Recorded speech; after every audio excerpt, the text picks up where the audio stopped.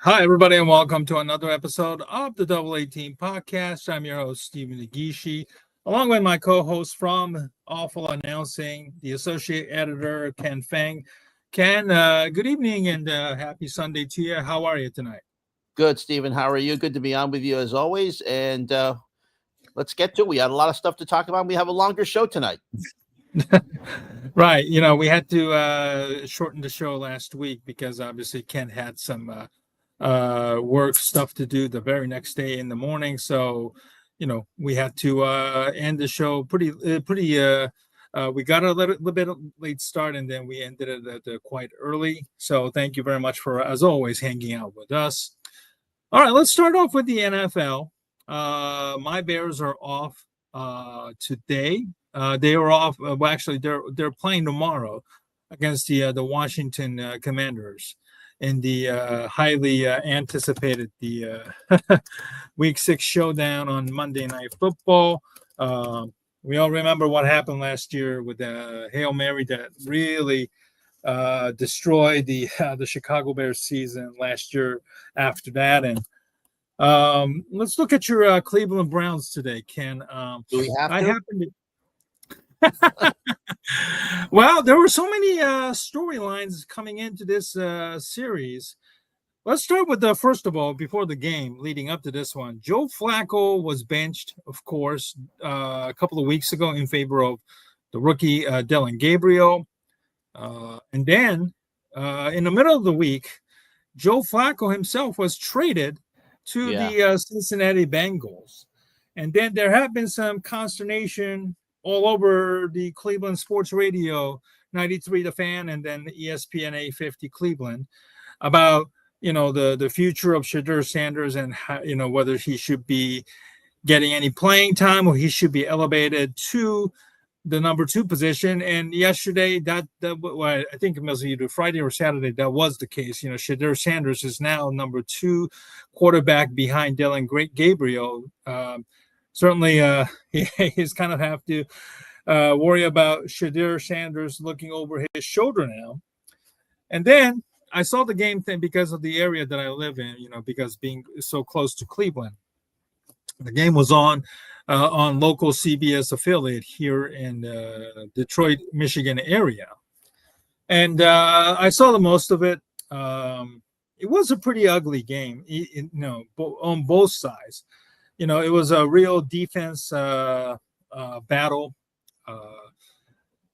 The field was not good. The weather looked pretty terrible out there, in a gloomy Pittsburgh area. The Pittsburgh Steelers came and beat the Cleveland Browns 23-9. All right, let's break it down in a couple of cents, Ken. Your thoughts on, first of all, on the Joe Flacco trade, going from Cleveland to Cincinnati, going from one Ohio team to another, and then how do you think? Let's start with the whole Shadur Sanders controversy about the team, the organization handling of this one leading up to today's game. Well, let's just put it this way. This trade to me was obviously done by the ownership because Kevin Stefanski seemed very surprised by the whole thing. And again, this is a case of Jimmy Haslam doing stuff over his football people. He did this with the Shadur Sanders pick after they had already drafted Dylan Gabriel and another quarterback. It just goes to show to you that Jimmy Haslam just does whatever the hell he feels like, despite what his football people want to do or may feel that they need to do. But instead, Jimmy Haslam just goes ahead and just does it. Trades Joe Flacco within the division to Cincinnati, which is, again, not a good move. And I understand why he did it, but still, it's really, you may need Flacco down the road and you need his experience. And then you trade him to Cincinnati where, he played so-so against Green Bay today.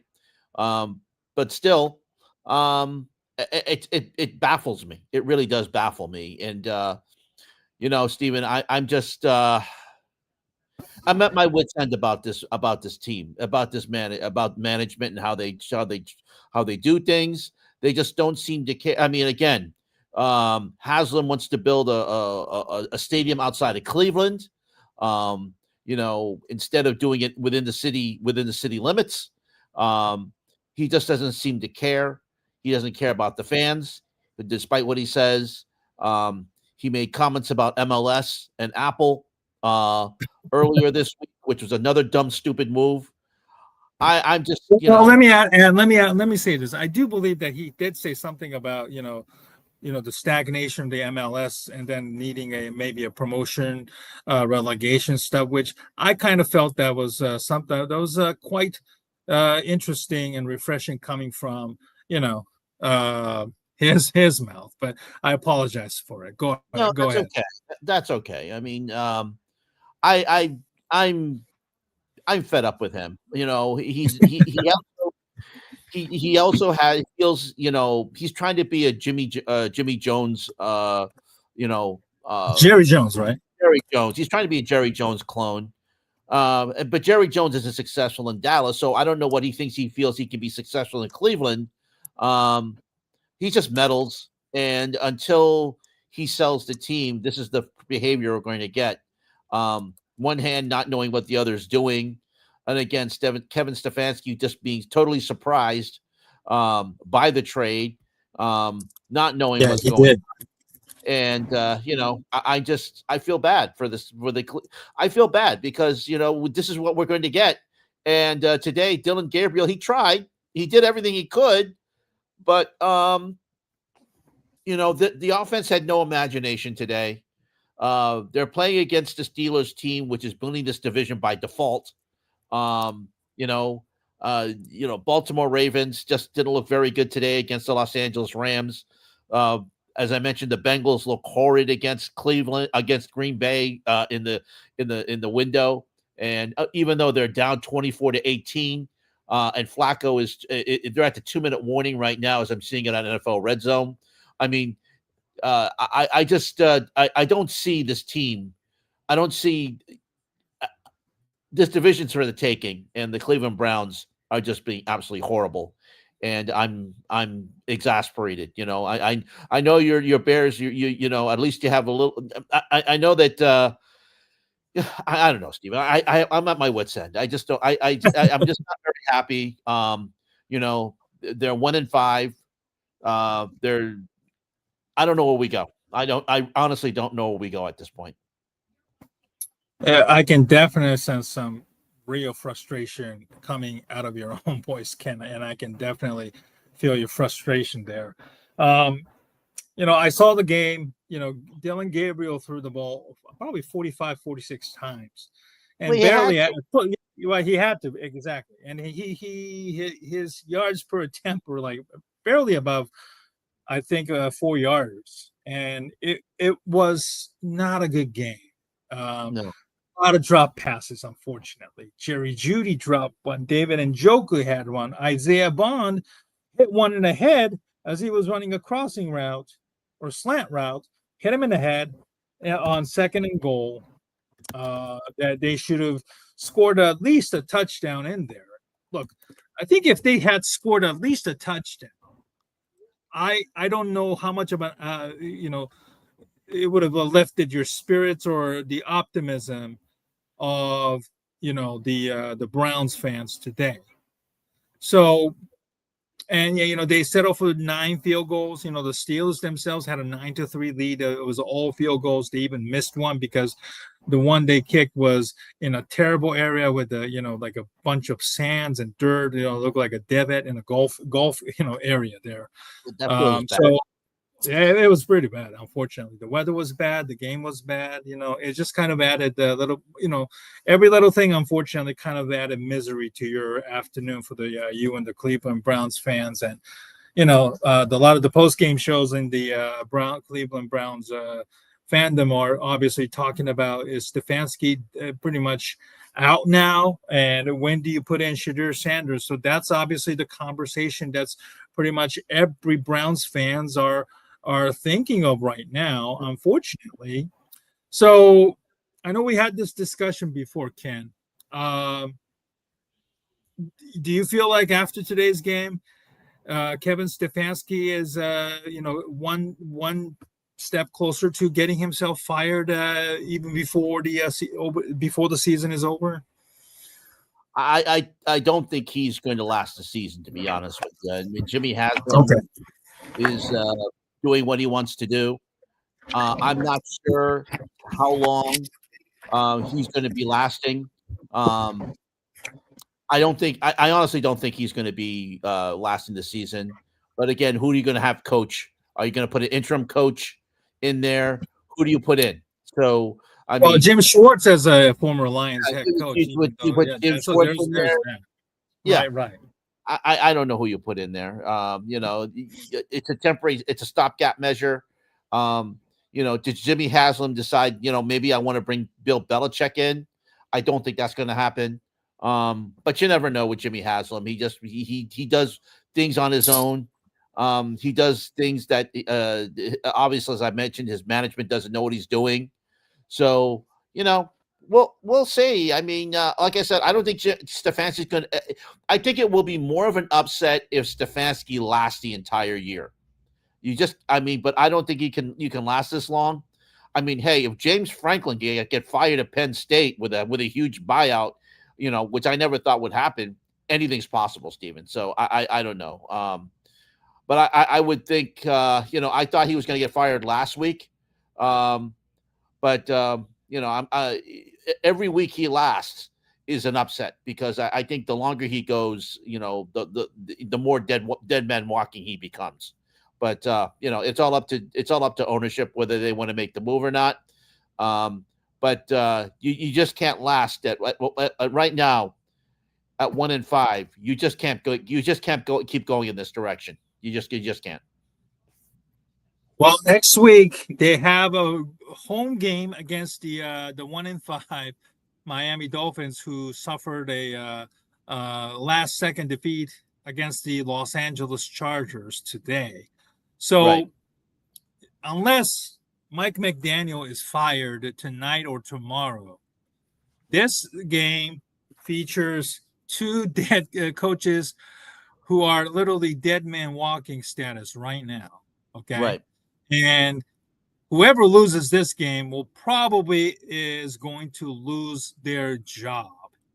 The day, either the night, either next week at this time, or the day after, because they have to, find a way to win. And then you have the Patriots. They're going to the Patriots the following week, and then you have the real tank ball here, for the lack of better terms.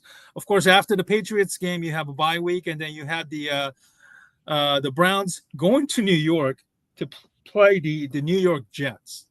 And I saw the Sunday morning game in London a little bit, and I got to tell you, Ken, the New York Jets are just a complete disaster, even after firing Robert Saleh and then the entire coaching staff last year.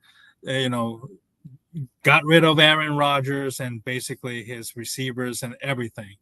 They brought in new GM Aaron Glenn from the Detroit Lions to be their head coach. Glenn was a former number one pick of the Jets back in 1994. So he does have a history with the organization and knows the culture there. And, Browns could be looking at 1-6, 7. And then you have the Jets at maybe 0-8 or 0-7 around that time. Well, they're 0-6 right now. So 6, 7, and 8. They could be like 1-7 or even, God forbid, 0-8 right now. So there is real bad football games on the horizon, and it starts next week. I'm going to tell you right now, this Dolphins-Browns game could be like a NFL insider dream right there, because whoever loses game could have their job they could lose their job on the same night, or on their way back home, whatever. So Well, this is a huge game in my opinion, Ken. well, back in 1981, when the New England Patriots and the then Baltimore Colts played in Week 16 for what at that time, Stephen, what amounted to be the first round pick, the writers called that the Stupor Bowl because they were just the Patriots were like 1-14 at the time, and the Colts were like 2-13, and they were just it was going to be for the number one pick, which ended up being Kenneth Sims of Texas, who didn't amount to much. But you're talking about potentially two Stupor Bowls with the Browns and the Dolphins, and then 2 weeks after that, the Browns and the Jets. I mean, the Jets looked absolutely horrible this morning. They were winning 11-10, and with the potential of winning that game with under 100 yards offense, Steve, total offense. That is just, if the Denver Broncos lost that game after especially defeating the Philadelphia Eagles last week, can you imagine the ride home for the Broncos and all their coaches? That would have been really, really bad. But they managed to pull out the win. Winning 13-11, really a bad game. I'm surprised that UK Prime Minister Keir Starmer didn't call Donald Trump to end relations with the United States right then and there for that really bad game. And we have to. I really think the United States should apologize to the United Kingdom for exporting bad football because whenever the UK exports their football to us, it's always good games. Whether it's soccer from the Premier League or exhibition games or whatever. But, we get games like that and a regular season game and we send something like that over. I'm surprised that the Tottenham Hotspur Stadium said, no, please don't send any more games like that to us. We don't care how much money the NFL is giving us. We really don't want that type of football. So really bad football this morning. Next week, Wembley Stadium gets the game with the Jaguars. At least the Jaguars are better. But, again, the potential for two Stupor Bowls with the Cleveland Browns. At least luckily they're not going. They've already made their trip overseas. So they're not exporting their games and bad football, although they played decently against Minnesota last week and should have won that game. But, man, Steven, no imagination this week. And if they continue this type of horrific play, I wouldn't be, it's too bad the NFL doesn't have relegation and send the Cleveland Browns to the Big Sky Conference because that's what they deserve at this point. Yeah. Like I posted here, next week's game between the Dolphins and the Browns could lead to the firing of either Stefanski or Mike McDaniel. Mike McDaniel has been on the hot seat from the beginning of this season. The Dolphins has not looked good at all the last 2 weeks. They lost to the Carolina Panthers on the road as well the week before. And, Tua Tagovailoa post-game today revealed that a lot of players are skipping, team meetings or players' meetings. So it's not a good look right now for neither teams. Well, and the thing is, Stephen, why are there so many players' meetings in Miami, and why are players missing them? That's not only an indictment against your coach, but it's an indictment against Tua Tagovailoa too. So I don't know what's going on there. There's something going on in Miami. There's disillusion. There's dissension. And I wouldn't be surprised to hear the same thing in Cleveland as well, Stephen. It's not good. It's not good for either franchise right now. The Dolphins, once proud franchise, going back to Don Shula and winning, being the only undefeated team back in 1972. They're a long ways away from that. And Cleveland, of course, with the proud franchise, with going back to Jim Brown and stuff, but ever since they came back in the league and back in 1998 after, Baltimore took them away, they just haven't found themselves. And, there's been a few playoff appearances here and there. But, if you're talking about franchise success, it's been far away for this team. And right now they don't look anywhere near it. Well, we'll find out, any news regarding the status of Mike McDaniel? If nothing happens tomorrow as well, then we're just probably going to let the game itself play out, and the loser will probably likely lose their job. That's pretty much their grip on the job is very, very weak at this point. Now, looking at the other games today, Ken, in week 6. Sorry, I just let me share the screen once again. It's not about the game itself, but there was some sort of stuff that happened leading up to this game. Talking about the Arizona Cardinals, Emari Demercado dropping the ball near the goal line last week against Tennessee when they were up 21-6, and then from there they just completely collapsed. They lost to the Tennessee Titans, who, by the way, lost to the Los Angeles Raiders in a yucky battle between the teams that are 1-4, unfortunately. But the biggest story that was kind of draw a lot of attention was what happened on the sidelines with the Cardinals head coach, Jonathan Gannon, after what happened with Demercado. Let me try and share the screen here. This was in the sidelines on the moment after when we got hit. He came to the sideline. This is what he is. You can see him being held by the white man in the white hat. That's Gannon. It looked like he took a swipe. You can see the arm movement, and then he had to be restrained from a coach, somebody there. He got fined for hitting a Demercado. The team itself fined $100,000 for his interactions with Demercado. Ken, obviously you and I really never played football, and we're not going to pretend to. My question is, this drew a lot of interesting reactions online from a lot of people, the writers. I know Diana Rossini also talked to a lot of NFL people, and they said that if you're going to fine him, you might as well fire him. And there were some players who took offense about the soft culture of the NFL, and Demercado deserves the blame, maybe not necessarily for being hit and all that, but he deserves to be, hit, ridiculed, and it deserves to be held accountable. Where do you stand on this after reading all of this?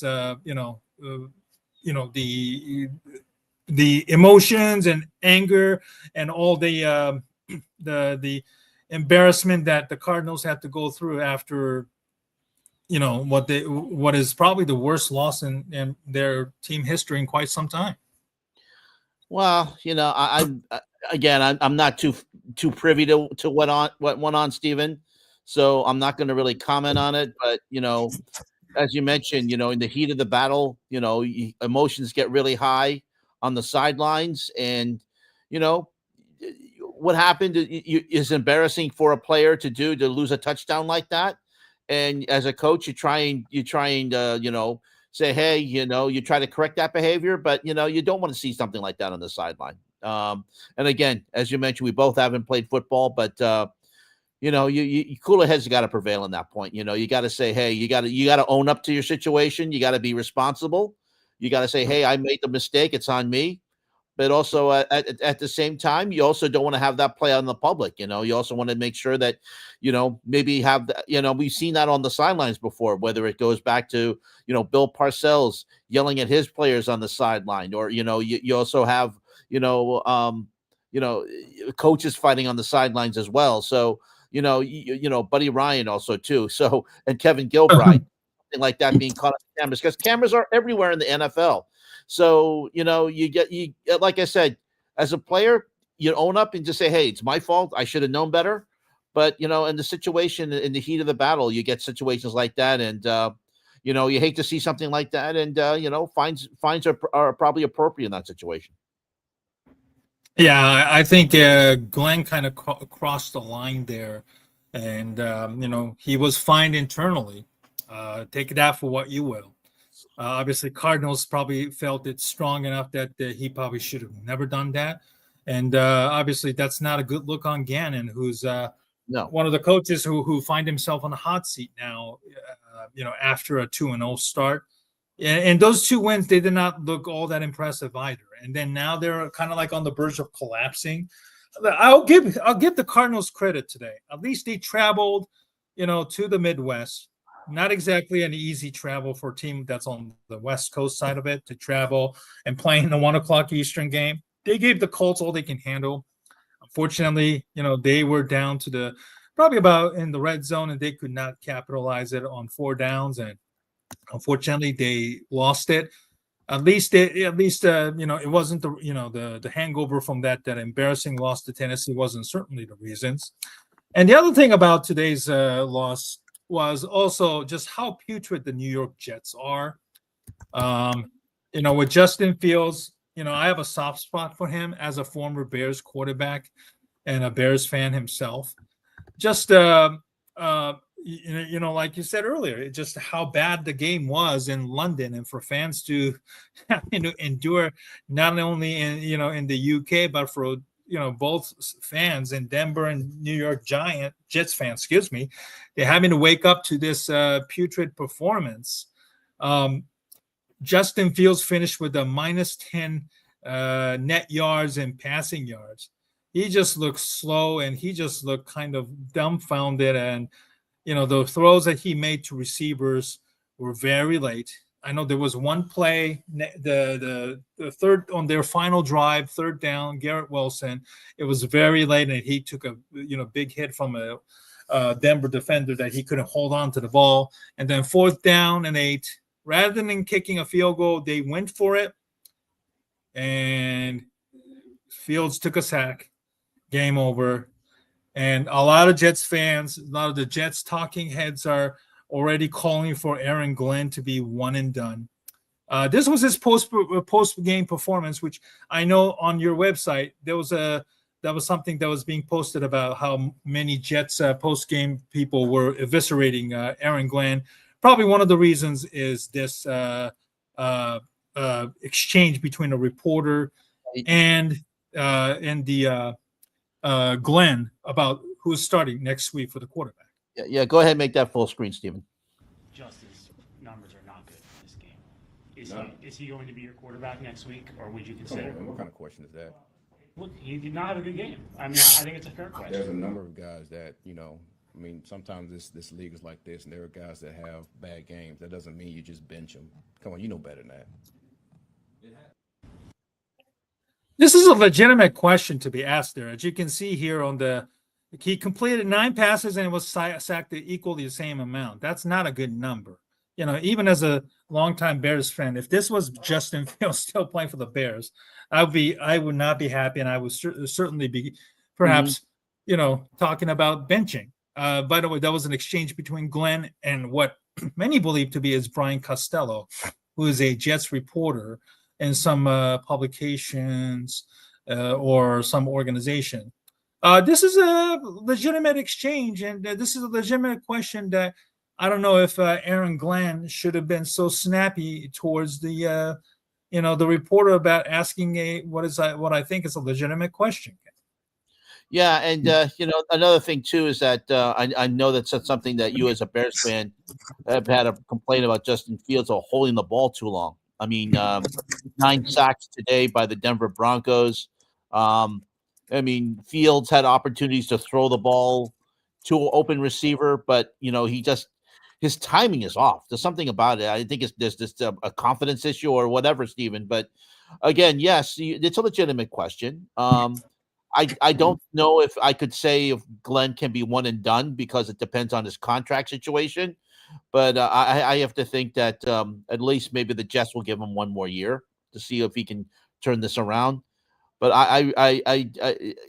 again, it's a quarterback. You're trusting Justin Fields, who has not been a proven commodity yet.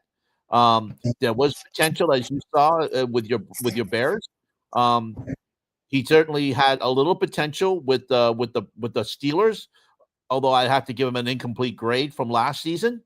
But when you're in a situation with the New York Jets where quarterbacks go to die, and we've seen it with quarterbacks like Sam Darnold, and we've seen it with other players too who just seem to do better in other markets once they leave the Jets. But when they play there, when quarterbacks play there, there's something about that situation where they just don't thrive, and we even saw with Aaron Rodgers too. So I just have to say, Stephen, that I don't think that it's a winning situation for Justin Fields. Aaron Glenn, you're held hostage to pretty much your management over there. I'm sure if Bill Belichick coached over there, he probably wouldn't. He would have probably been 2 or done.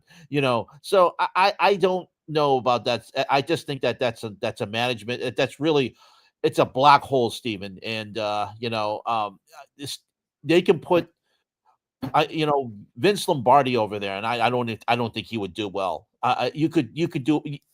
It's the ownership and the management, and and I know Aaron Glenn has a pretty good pedigree after being over at the Detroit Lions, but this is a bad situation, and I feel for him.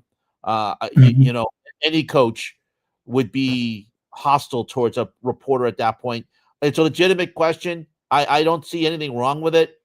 But at the same time, Aaron Glenn probably feels under personal attack by the New York media, which can be rather vulturous. It can be like a vulture surrounding a dead carcass. And right now, that's where they're at right now. And I'd like to see Glenn. I don't think this is his fault, but I wouldn't be surprised if the Jets decided to cut bait at this point. Yeah, it's certainly looking that way because right now they're going to need a new quarterback, and you don't want to saddle a new quarterback with a coaching staff that is literally on last legs. As a Bears fan, I've seen too many mistakes that this organization has made with saddling with Mitchell Trubisky and John Fox, who was fired a year after. And if I want to go back even further, Rex Grossman and Dick Duran, who was fired a year later. And now Matt Nagy and Justin Fields, who was fired. And of course, we did the same thing with Caleb Williams and Matt Eberflus. You don't want to do that. If you're going to listen, if you're going to cut the bait, do it sooner. And if it's a terrible situation that Aaron Glenn finds himself in, unfortunately. He might get few more weeks, obviously, as a former Jet himself. He knows the city and the organization very well. But whatever it is right now is not working, unfortunately. They had a legitimate chance to win today, okay? And a lot of gripe, of course, is the people that Glenn didn't have the guts to pull Justin Fields out of the game and put in Tyrod Taylor, even for one quarter. The way that Denver was playing, I don't know if it was a jet lag or just not the lack of motivation or whatnot. The Denver was not looking good at all. They had a shot at winning this game. 13-11. If you had at least a decent quarterback who could deliver the ball 20 yards, 30 yards in that final drive, they would have put themselves in a good position to kick a field goal, and at least Aaron Glenn would have survived this. Okay. Aaron Glenn needs to have a legitimate reasons to prove that he is the right coach for this organization. So far, that's not the case. And I can understand why the Jets fans are already all but over to pull the plug on Aaron Glenn era. This is the same organization that pulled the plug on Rich Kotite just after 1 year.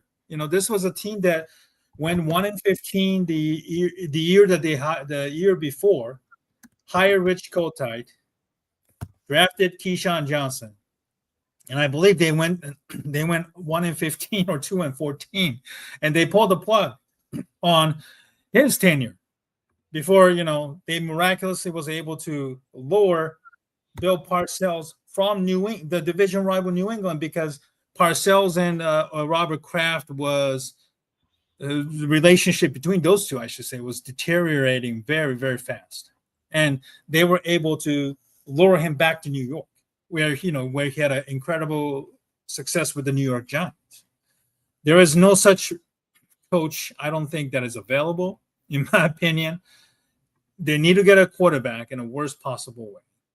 I don't know who the top quarterback is going to be at this point right now, because it's too early to tell.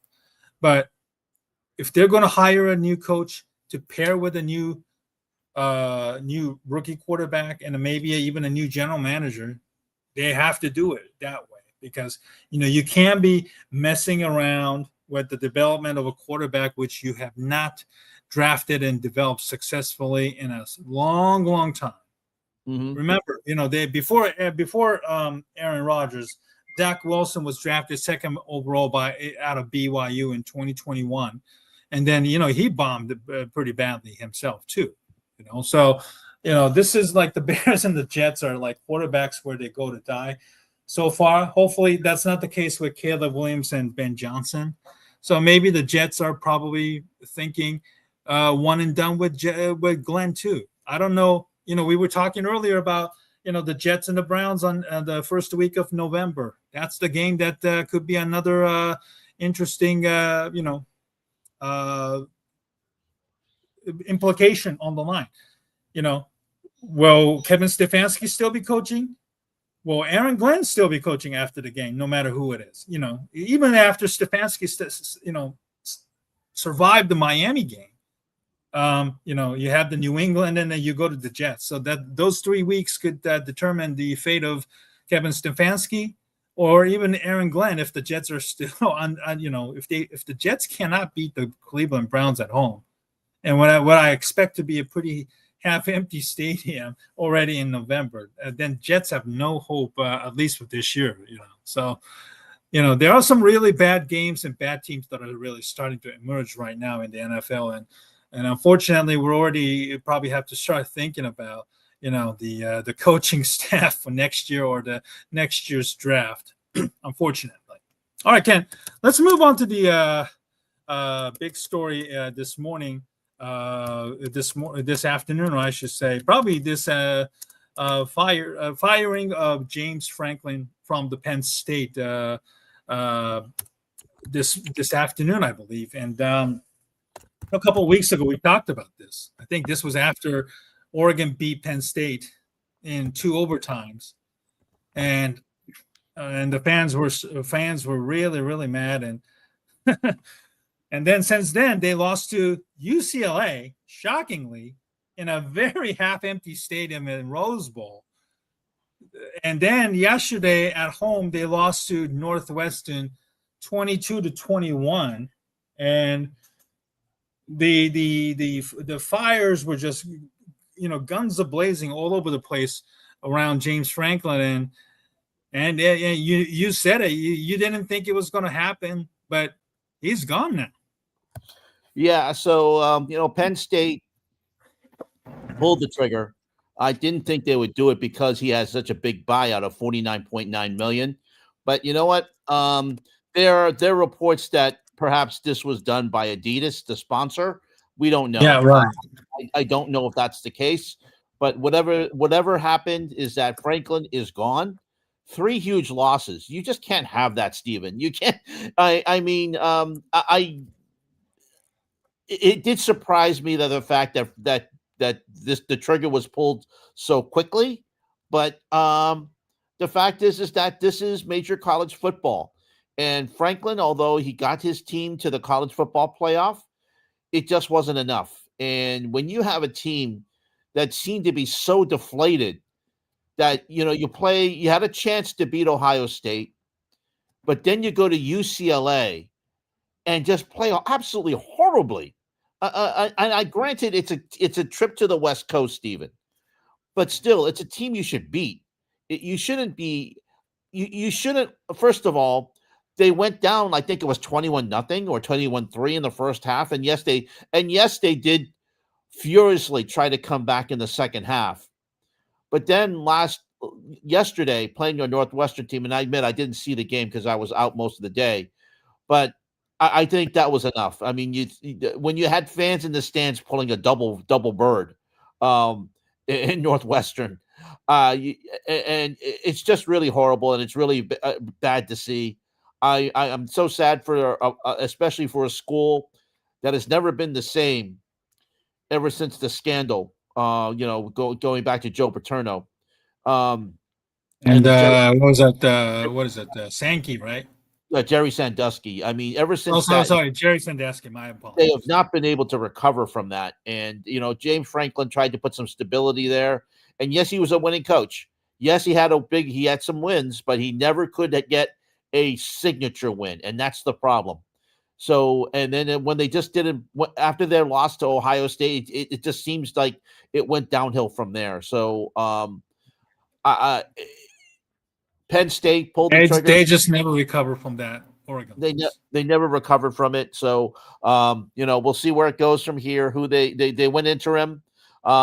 Will they go over and will they go outside? They'll probably have to go outside the school to find someone else but they want that signature win and they never got it. And that was the downfall of James Franklin.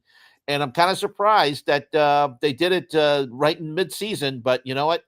These are different times. This is, you're in the wild west with NIL. You have a college football playoff. You want to be, and you're in the Big Ten, which is one of the main two power conferences along with the SEC. And I feel that Penn State felt that they can't be just in the middle of the pack. They have to be in the top pack. They have to be in the upper echelon of the conference. And they felt that James Franklin wasn't going to do that. No matter how much he said, he always said the right things.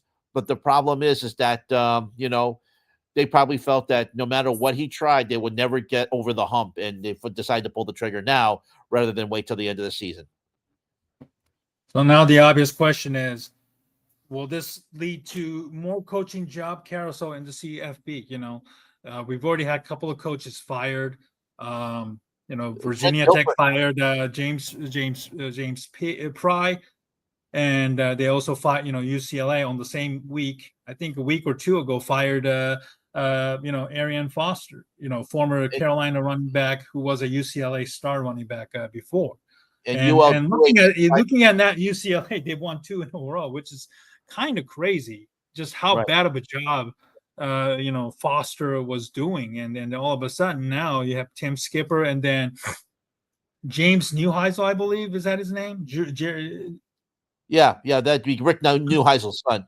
But don't forget, UAB fired Trent Dilfer today also. But in a very quiet manner while the NFL was still going on and people were talking all about, James Franklin fire, so that nobody would pay much attention to it. So it's a crazy world right now.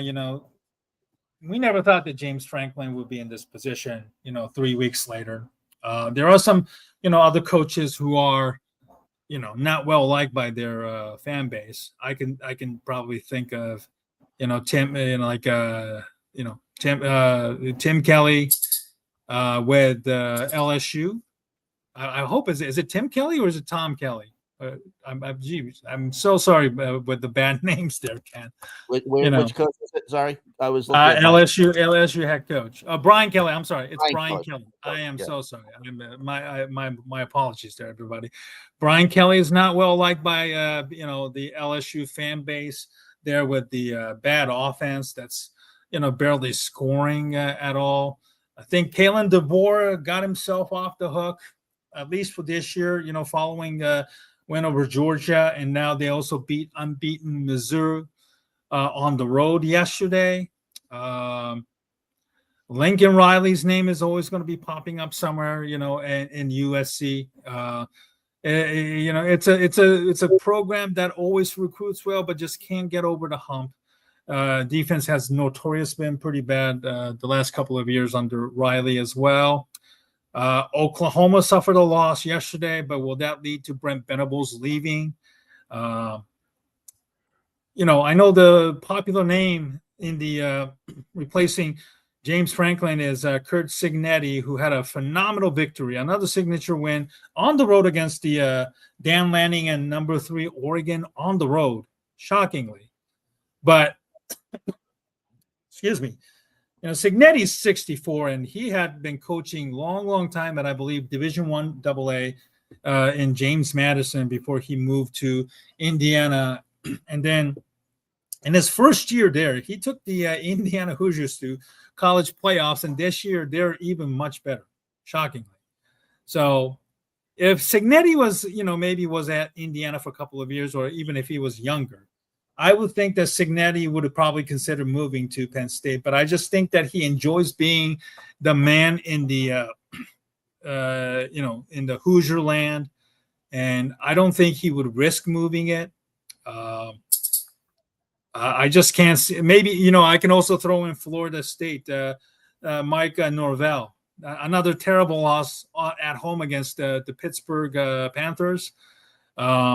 His time should be up right now. They have not won a ACC game in over a year now.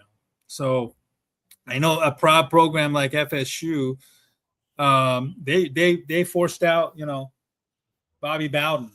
So, Mike Norvell's time could be up, even if the buyouts are expensive. But maybe this might force some schools to say, if Penn State's going to fire, James Franklin with a massive buyout, maybe we should do that.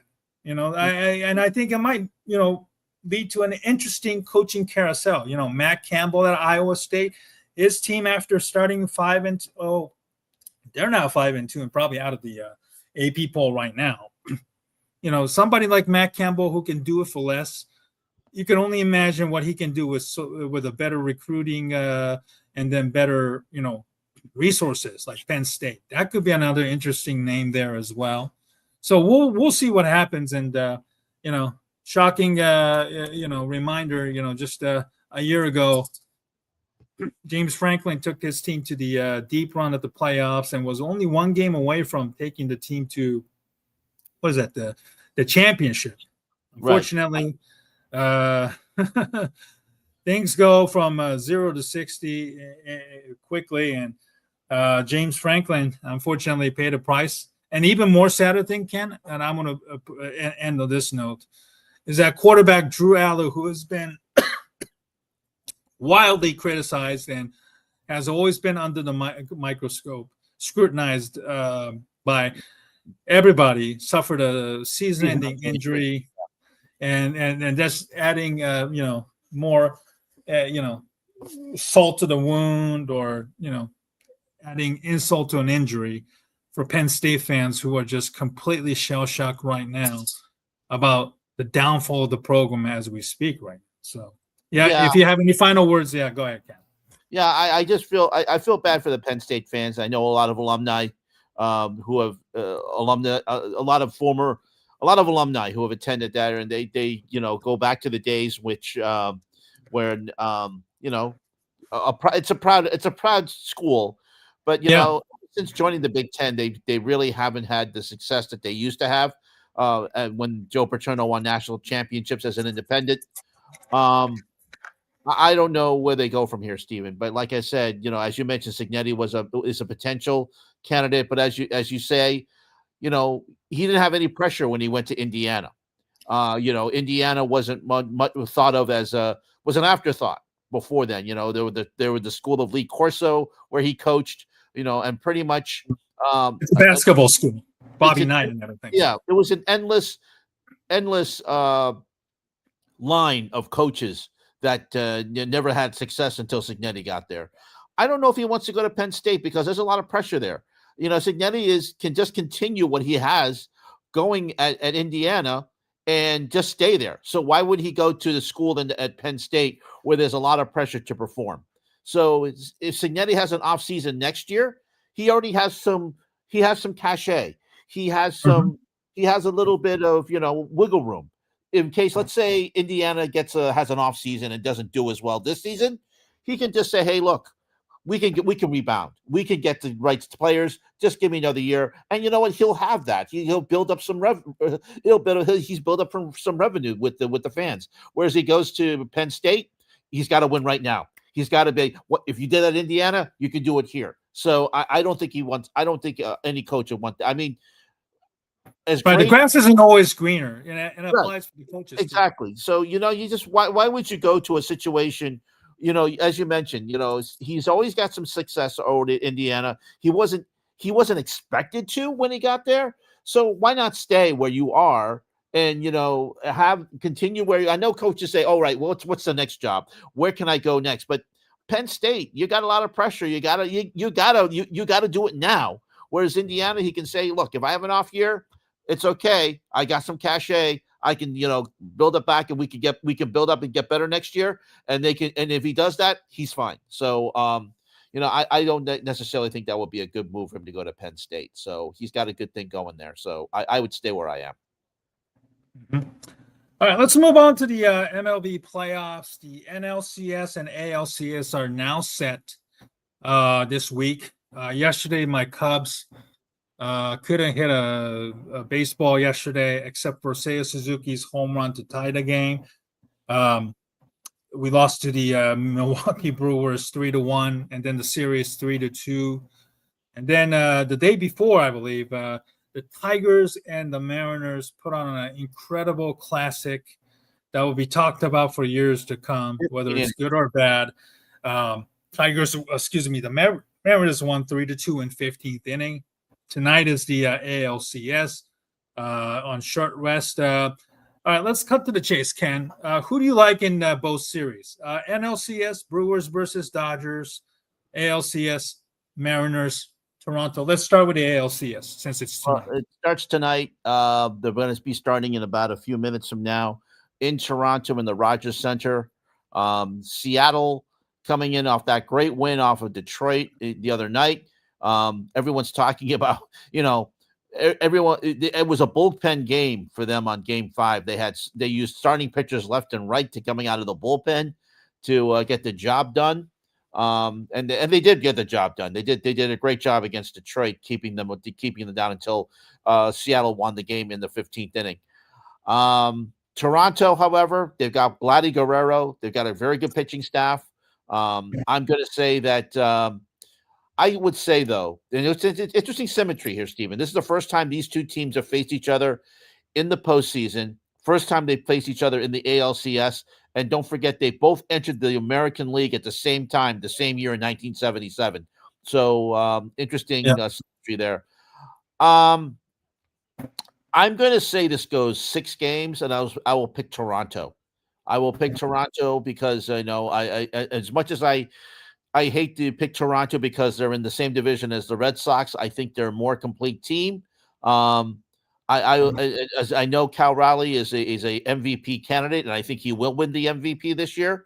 But I'm going to pick Toronto in 6 games. I think it's going to be a fantastic series. It'll be fun to watch, and I'll say Toronto makes it the World Series a truly international affair by winning taking the series. ALCS. Yeah, I'll go 6 win Toronto as well. I think today's game is going to be the key for the Mariners. They played 15 innings. They had a champagne celebration. They're tired as hell, probably flying over with not much time to rest. Today's going to be a huge key. If somehow they can miraculously pull the victory over Toronto, who had 4 days of rest or so, after they dispatched the Yankees in 4 games, I think there might be some doubt creeping in, amongst the Toronto fans and maybe the Toronto players. Now, if the Mariners can somehow, take advantage of that, that'd be great. Even if they drop game 1, this cannot be like a complete blowout. They have to split this game. If you're Seattle, this is a must. I think if they want to have a shot at winning this, they have to split the first 2 games in Toronto and then bring it back for the next 3 and hopefully take, 2 out of 3 and then put themselves in a very good, comfortable positions. But I think that, Vlad Guerrero is a man on a mission. Now that he has this long-term contract taken care of or much earlier in the season, he feels incredibly motivated. The son of Vlad, a Montreal Expo legend, he wants to bring the World Series back to Canada, albeit with a different team, of course, with his father. I think that he's going to have a very good series. And, if Vladdy goes, so do Toronto, in my opinion. So I'll go 6 in Toronto as well. And LCS, Milwaukee versus LA. LA is back again, even with all the problems with the bullpen. Roki Sasaki has now emerged as a legit closer in place of Blake Trinan or whoever they have pitching there. Milwaukee, they don't have a lot of big bats, but they are very patient, work the count, as it was witnessed in the Cubs game. Wilson Contreras and Andrew Bond, they can rake if they get the right pitch and the right count as well. I'm going to say, and I'll say as a biased Cubs fan, I hope not many people like the Dodgers because they're like the new, Darth Empire, Vader Empire, Dark Empire, whatever you want to call them. But I just think that the Dodgers are in a prime position now. I say Dodgers in 6. I'm going to say with the Milwaukee having home field advantage, and the fact is that, as you mentioned, they can hit. They're perfectly suited for that ballpark in American Family Field. Christian Yelich has been there for years. Of course, there was the accusation of steroids against him, but he seems to survive that. I'm going to say Milwaukee will win this in 7 games. I'm going to take Milwaukee. I think they have a great shot to. Don't forget they took on St. Louis in the 1982 World Series. They didn't get there, but I have a feeling that they finally will get to take on Toronto. It'll be an interesting World Series to see. I would say Milwaukee. It'll be a small market World Series, and it'll be Milwaukee and Toronto for me advancing this year. All right, we'll find out next week. Who is advancing out of each leagues. Kind of a quick overview of the teams who got bounced in the playoffs. San Diego, they got bounced. They went all in, giving up pretty much almost the entire prospect, only to lose to the Cubs in 3 games. That's going to be a very interesting offseason for them. I appreciate AJ Preller, the general manager's, gamble and gutsiness to go all in with the support from the ownership. But we'll see if the Padres can come back from this. They're getting up there in age right now. Manny Machado's older. Yu Darvish looked as old as he was, 39 years old, and so forth. There will be some, Luis Arias, I believe, is a free agent, and also as well. There are going to be some massive changes. They've always given Dodgers a huge battle. Do they have enough forces next year to compete in the for the postseason? The Cubs, my Cubs, they won 92 games, somewhat exceeded expectations from a year ago. But the Brewers are actually thriving without Craig Counsell for the last 2 years, winning the division. So, Counsell lost the division and also lost to the Milwaukee Brewers. So that's for another year. I'm really afraid that the ownership won't do much this offseason to spend and improve the team. Really worried that we go back to the meddling 500 team in 2026. And then there's going to be no baseball in 2027. So, I'm going to try and enjoy this 2025 season, even though it was a frustrating one. And hopefully this playoff run, which ended yesterday, will reinforce the organization to think about spending more money to put a more competitive team on the field. The Phillies' loss was really devastating, Ken, and I do feel that it's such an old club that there are going to be some massive changes coming in. And number one, of course, is on their agenda is whether to re-sign Kyle Schwarber or not. And would you re-sign Schwarber if you're Philly? Well, you mentioned 2 teams, and let me talk about San Diego first. San Diego, I think the window's closed on them. I think they as you mentioned, they went all in. I really feel that if they didn't do it this year, I don't know when they're going to do it, Steven. I really don't. I don't understand. This was their year. Dodgers were struggling. They could have taken the division too. I went to San Diego a couple of years ago to see them, and I thought they had the nucleus to take over the Dodgers. But They just haven't done it. And of course, they had a chance to defeat the Dodgers last year in the NLDS and couldn't do it. And I thought that maybe they might recover and be able to do it, but I don't. I don't understand. I thought that, like I said, I thought they would have a good chance to do it either last year or this year. They have not been able to do so. So I don't think they're going to. If they can't do it either of these 2 years, I don't think they're going to do it. Cubs, they're a mystery to me. As you mentioned, again, this is an ownership that I don't know if they're committed. I really don't. I don't think they're. I think they just. No, they're not. They're not. That's a big problem too. You know, they're more committed to making money off of Marquee Sports Network. They're not. They don't seem to be committed to putting their team in a situation where they can be more accessible to fans. I mean, for years they've gone the opposite way, Stephen. They went from WGN, at least a good part of their games on there, and of course the new ownership of WGN and NXStar didn't seem to want them either.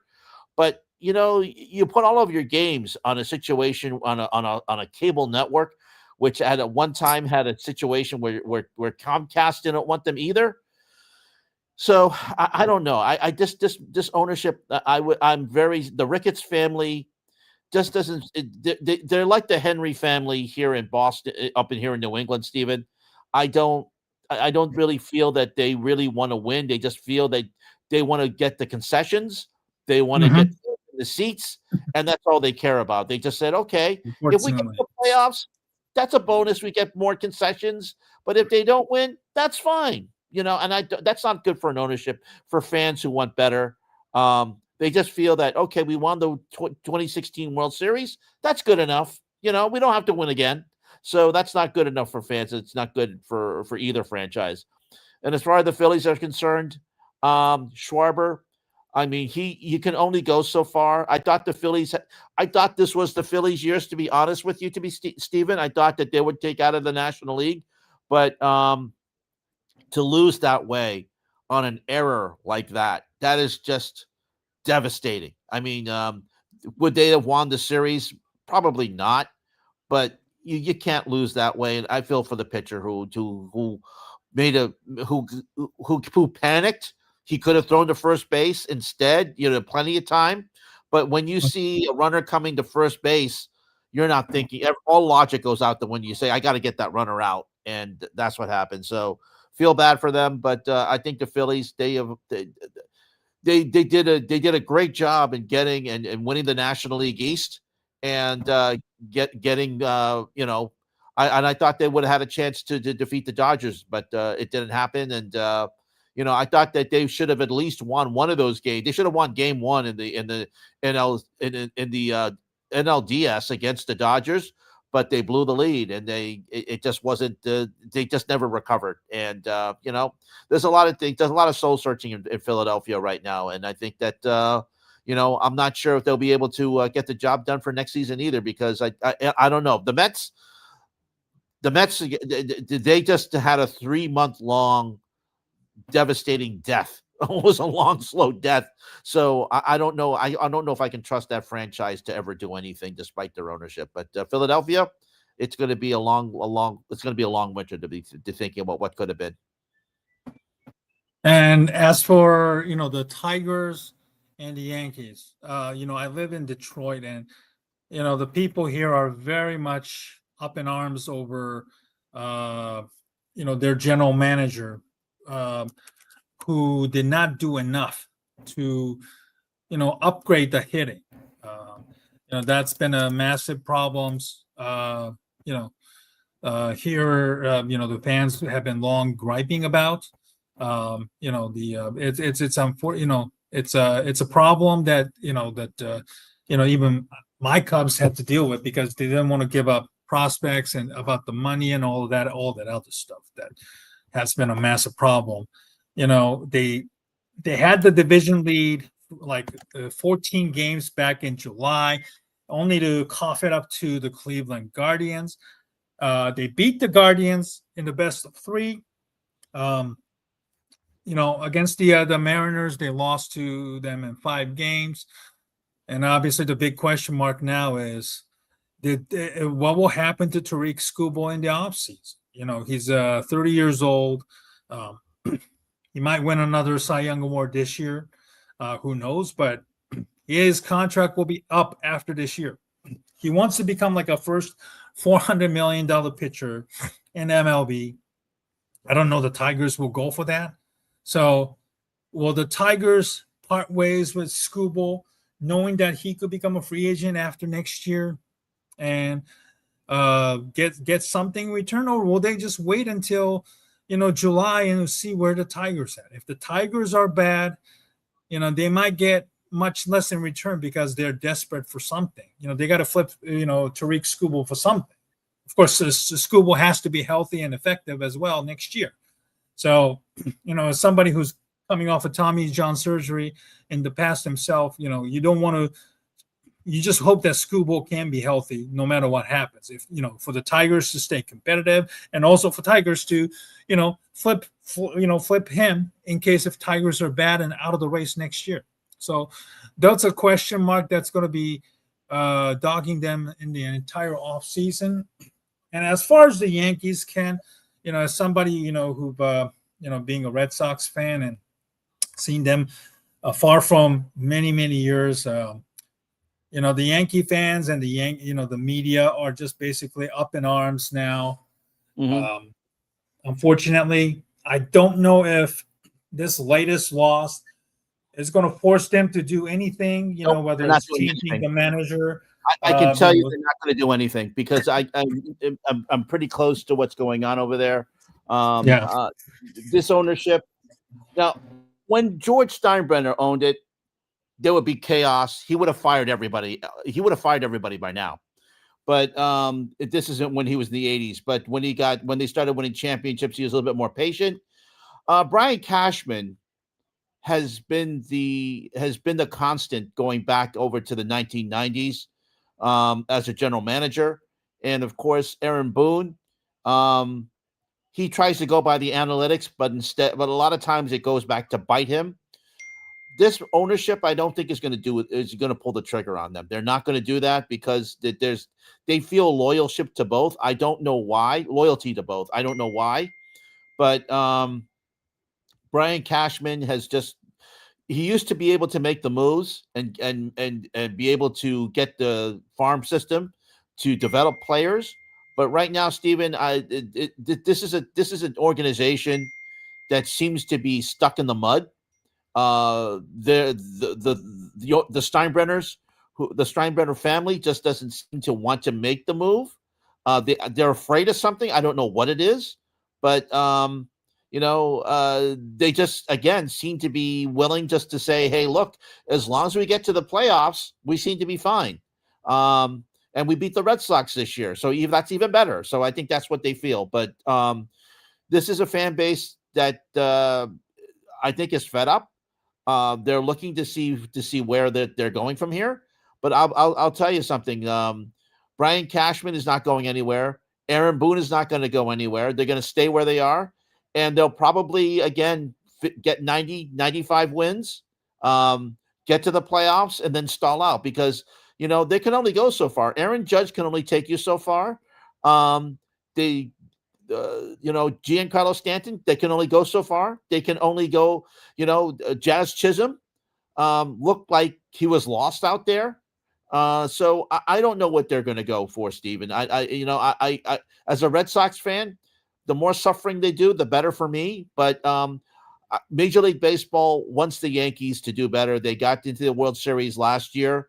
They weren't going to go. As far as when I saw that team, I didn't think they were going to get there this year.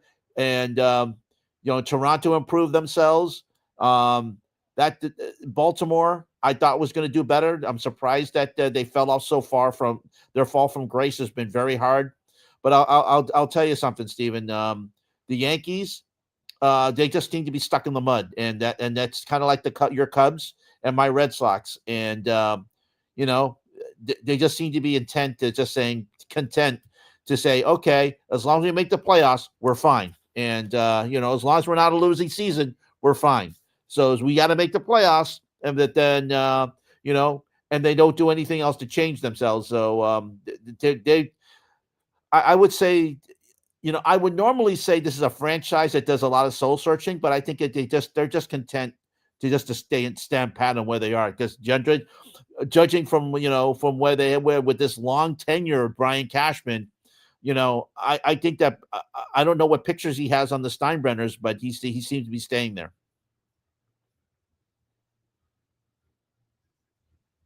You're muted, Steven. Steven, you're muted. All right, my apologies there. I had to mute while I was taking a drink there. All right, now it's time for our final word segment where we have something that we have that caught our interest in the world of sports and also in the media. Ken, I want to give the floors to you first of all. This one. Yeah, so interesting here.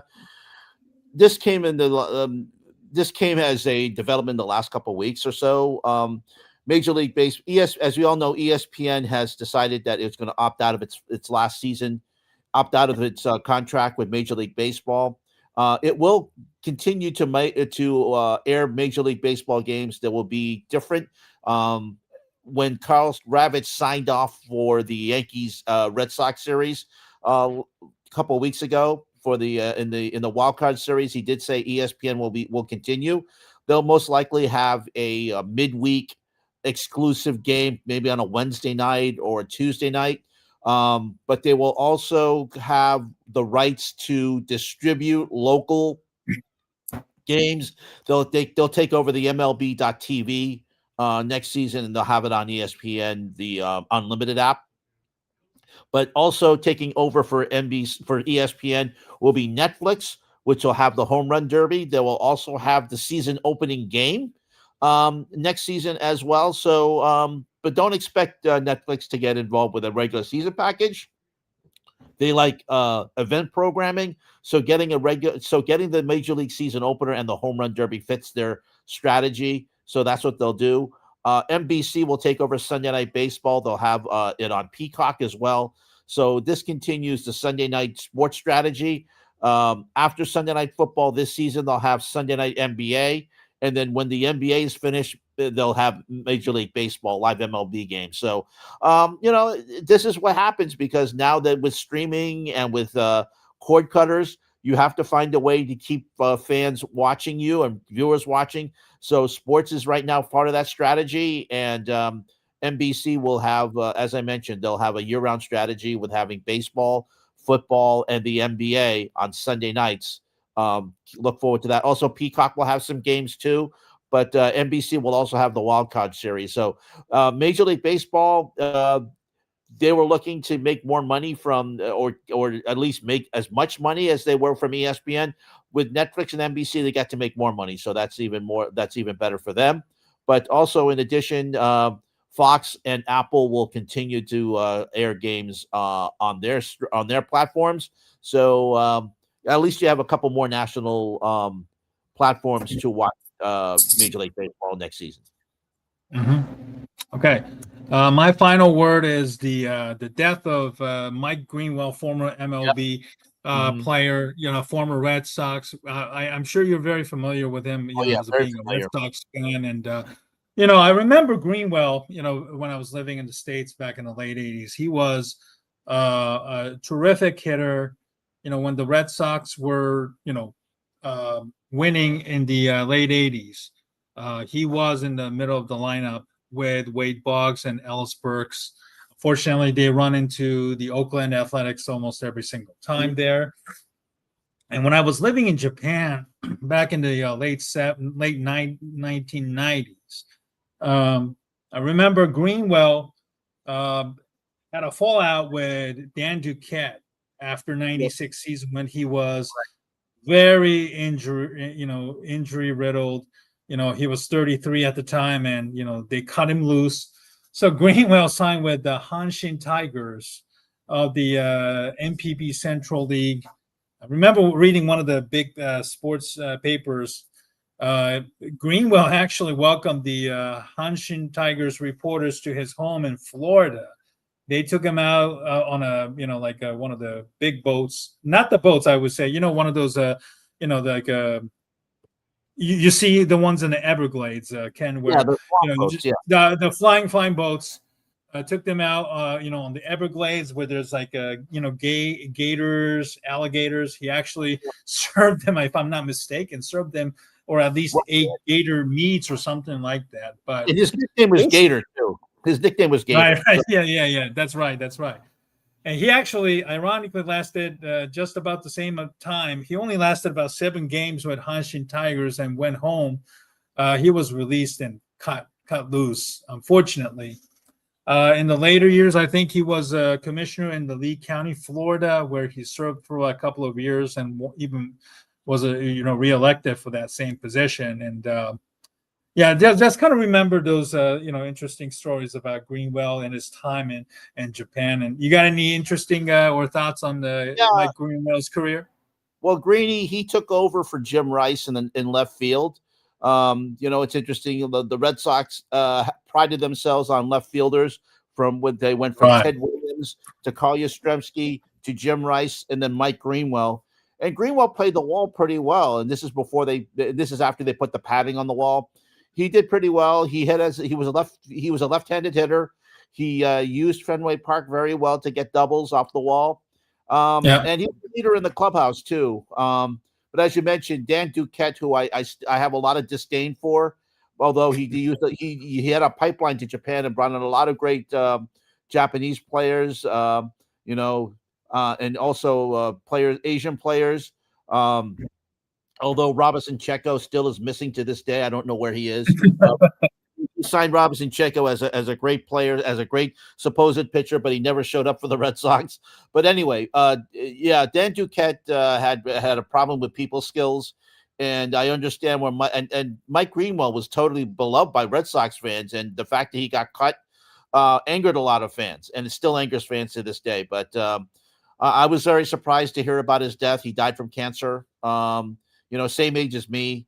So very sad to see that Mike Greenwell has passed away, a guy who, never gave a bad quote to reporters. He was very friendly, as you mentioned, take those reporters from Japan to his house. I think scared a lot of reporters too with the meat and the alligators. But as I mentioned, Gator was his nickname, he's still well beloved by Red Sox fans, especially in the 80s and 90s. And, very sad to hear about his death. And I'm glad that you mentioned, I'm glad you mentioned him, Stephen, because, he'll never be in a Hall of Fame. He'll never be in the Red Sox Hall of Fame, but he was a player. I just saw that he was in the Red Sox Hall of Fame in 2008 or something. Oh, 2008. Okay. So yeah, they did honor him. That's good. But yeah, he's a guy that he played very hard. He was a blue collar player, and that enamored him to a lot of Boston fans who appreciate that he gave it his all. He would die for balls. He would go. He would hit, and he was very, very vocal in the clubhouse. And he'll always be appreciated. All right. Well, on that note, we'll put a bow on this show. Thank you very much for 187 people. Thank you tuning in tonight. Yeah, absolutely. We did a lot longer this time, so thank you very much for sticking with us. I know I made a mistake of putting the wrong link earlier. That kind of got a little bit of a late start, but hopefully a lot of people were able to catch most of the show tonight. But thank you very much. YouTube link on all 3 platforms. I put it up on Threads. I put it up on Blue Sky and on X, and also even my Facebook account. So maybe that did something. We hope, but we appreciate all the 187 people watching us tonight.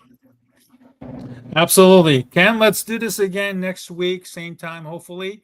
By the way, I'm still trying to decide if me and my friend Rashab Shakiri from the Windy City Productions will be doing live stream for Monday Night Football because it's the Bears and the Commanders.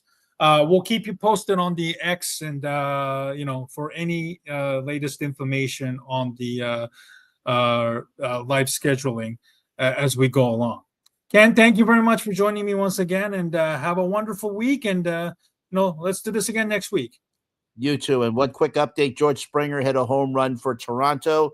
Blue Jays lead 1-0 in the second inning of the I think is it the first? I'm trying to see. But they're leading right now 1-0 against the They are in Mariners. the first inning. So yeah, they were leading 1-0 in Seattle early in the ALCS. So we'll see what happens. As we mentioned, next week we may know who is in the World Series by this time next week. Have a great week, everybody. We'll see you next time.